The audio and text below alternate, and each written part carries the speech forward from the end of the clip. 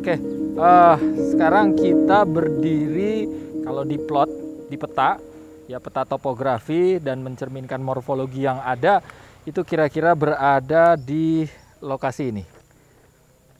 Perpotongan ada sungai, namanya Sungai Kaliwularan. Ya, kira-kira ada di sini. Dan Sungai Kaliwularan ini arah alirannya relatif secara umum dari timur menuju barat bermuara ke Sungai Lukulo di depan saya. Ya, apa yang menarik dari Kaliwularan ini? Yang menarik adalah bentuk Sungai Kaliwularan ini adalah titik terendah atau lembah Wularan ini sungainya adalah garis atau area paling lembah dari bentangan atau bentuk topografi amphitheater. Jadi kalau dilihat di sini ada bentuk topografi amphitheater dan Sungai Wularan itu adalah titik atau sumbu terendah. Nah, ini bentuknya seperti mangkuk, tapi setengah atau amphitheater. Oke. Nah, yang menarik dari sini, bentukan ini kalau dilihat dari struktur geologi, kalau kita selaraskan, itu seolah-olah sinkline. Padahal, kalau kita lihat di peta geologi, hasil pengukuran tentunya di struktur dan perlapisan yang ada, kalau di plot posisi Sungai Wularan itu saya berdiri ada di sini. Nah, bentuk ini yang kuning ini formasi Waturanda ya. Dan ini bentuk sebenarnya adalah sumbu atau puncak dari antikline. Jadi dulunya sebenarnya ini puncak. Ya, tapi sekarang bentukan bentang ini jadi lembah. Jadi kalau diambil dari Gunung Paras ya, ditarik ke Waturanda itu dihubungkan sebagai sumbu antikline. Jadi Sungai Wularan ini menariknya hampir berhimpit dengan sumbu antikline yang arah dipnya saling menjauh tentunya. Nah, jadi di sini kita lihat bahwa fenomena ini seolah bentang alamnya terbalik dengan struktur geologi.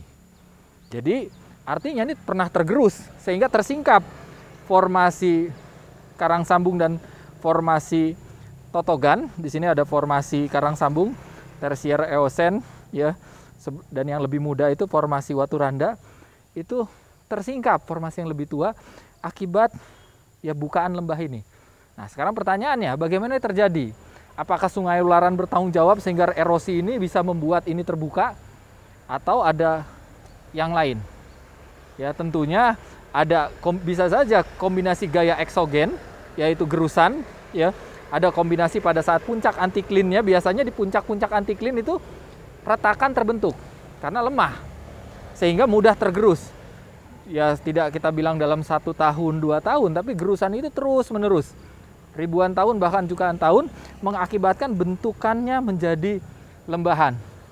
Nah, ini hal yang menarik dari fenomena hidrologi dan hidrogeologi. Ya, dan sungai dan sekarang tersingkaplah formasi karang sambung di sini. Dari bentukan morfologi amphitheater yang bentuknya mangkuk, setengah mangkuk. Tapi di geologinya adalah sumbu antikline. Nah, kira-kira itu mengenai fenomena Sungai Wularan.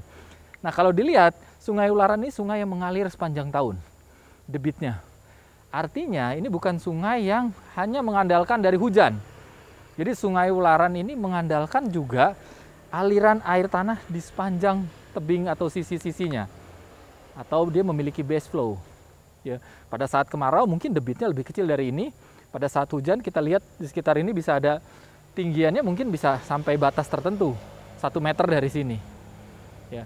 Jadi dari mana airnya itu mungkin yang karena di bawahnya ini ada lempung yang relatif kedap formasi karang sambung sehingga kontak antara formasi Waturanda yang sudah retak-retak yaitu breksi batu pasir yang juga sebenarnya tersementasi dengan baik dan cukup kedap ya, tidak menjadi aquifer yang baik, tapi di tempat tertentu mungkin retak dan memberikan input ya atau base flow ke air ya melalui anak-anak sungainya ke Kaliwularan.